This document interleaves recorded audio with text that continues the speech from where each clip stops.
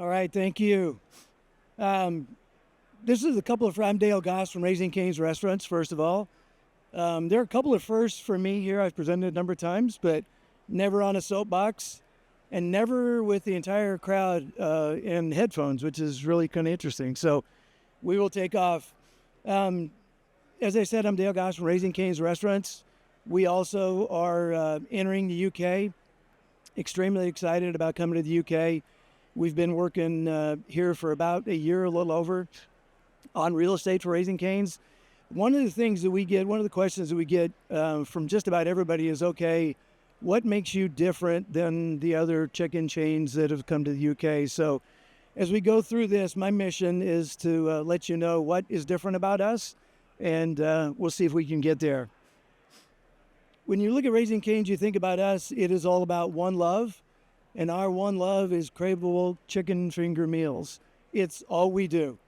So when you look at our menu, and you can see some examples on the bottom of the slide, there are 5 things on our menu: chicken fingers, French fries, coleslaw, Texas toast, and of course, cane sauce. That's all we sell, and that is our one love.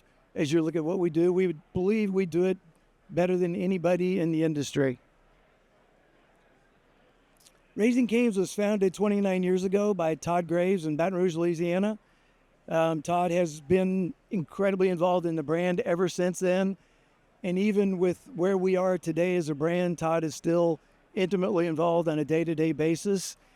And to give you a little bit of background, we're at about 950 restaurants worldwide. We're closing in on $6 billion in sales. In the U.S., we have about 850 company-owned restaurants. We're a little bit of a unicorn in our industry because of that. Most concepts in QSR fast casual are going to be franchised. Our focus is on company restaurants. As we come to the U.S. or come to the UK, we will also be operating these restaurants as company-driven restaurants. One of the things that we get from Todd, which is it's a wonderful thing for those of us in real estate and development, Todd has an incredibly long-term view for this brand. This is generational for him. He owns 90+% of the business still. There's no private equity. There's no plans to go public. This is for him going to be generational. His daughter is already involved in the business, and it gives us the flexibility to make decisions that most other companies can't make because of that. So in most firms, most companies are looking at 3 to 5 years as long-term. For us, long-term is 50 or 60 or 70.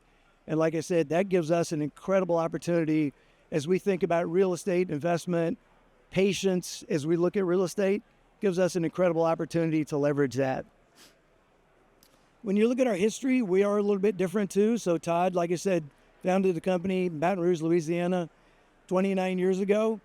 When he first started, he was 21, 22 years old, couldn't get any financing from banks, turned down everywhere. He ended up, you can see on that top picture, he went to Los Angeles, worked in an oil refinery, trying to save money to build the first restaurant. Was told that the best place to go to make money was to Alaska to salmon fish. So he took off, went to Alaska and worked on a salmon boat, saved up enough money, came back, and you'll see one of those middle pictures, actually built the first restaurant himself. So that's the kind of legacy that we have. That restaurant, we call it the mothership. It's still in operation, still one of our better restaurants, but that's the kind of history and the kind of commitment that Todd has in this business. You might ask, why the dog? If you know anything about Raising Cane's, you'll see the dog everywhere. When Todd was building the first restaurant, they were trying to figure out what to name it. Somebody threw out the idea to call it Sockeyes because of his salmon fishing.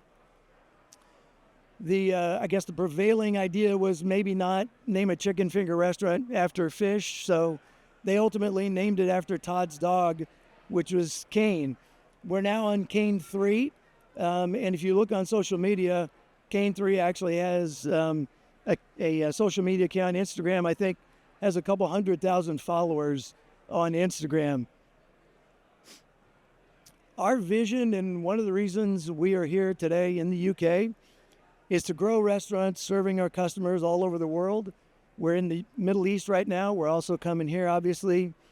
and be the brand for craveable chicken finger meals, a great crew, cool culture and active community involvement. Active community involvement I'll talk about here in just a minute, but that is a huge piece of what we do as a brand too.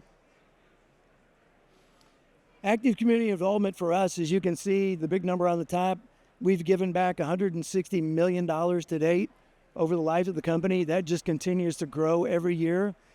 Active community involvement for us is incredibly important. It's incredibly important to Todd, and it happens at the restaurant level, not just at the office level, not just at the home office level where we're writing big checks. This actually happens in each one of the restaurants where our restaurant managers, our crew are involved in everything that goes on in the community. And so, again, we will bring all of that here as we look at opening restaurants in the UK. They will be company restaurants, and they will have the exact same type of focus as we do in the US. And active community involvement will be a huge key for us as we enter the market. Enough about the business. We are primarily a drive-through concept in the US. About 95% of our restaurants in the US are drive-through.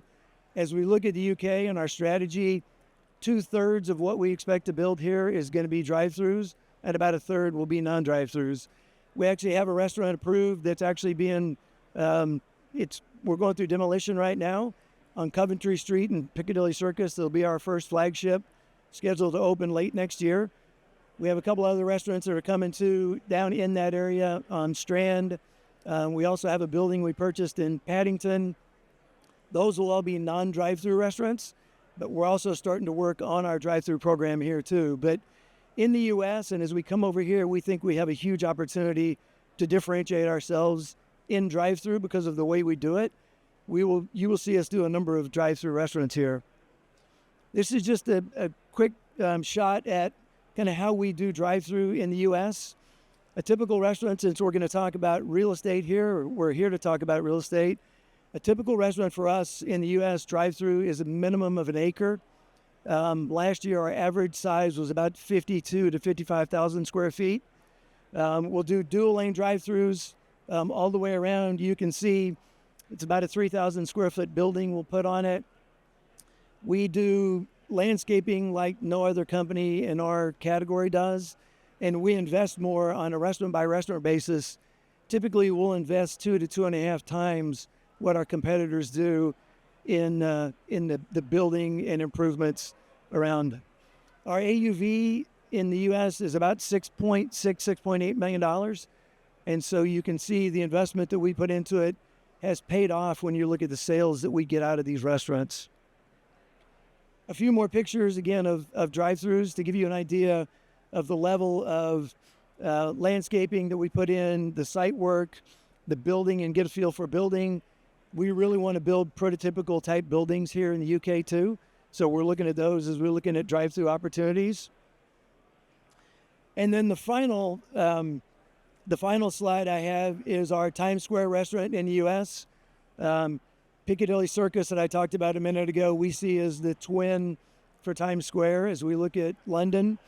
And just to give you an idea of the power of the Raising Cane's brand, this restaurant in the first 12 months of operation generated $23 million in sales. We think it's one of the highest, if not the highest volume QSRs in the country, if not in the world.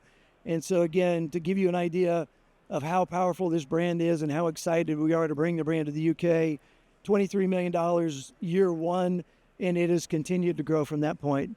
Thank you.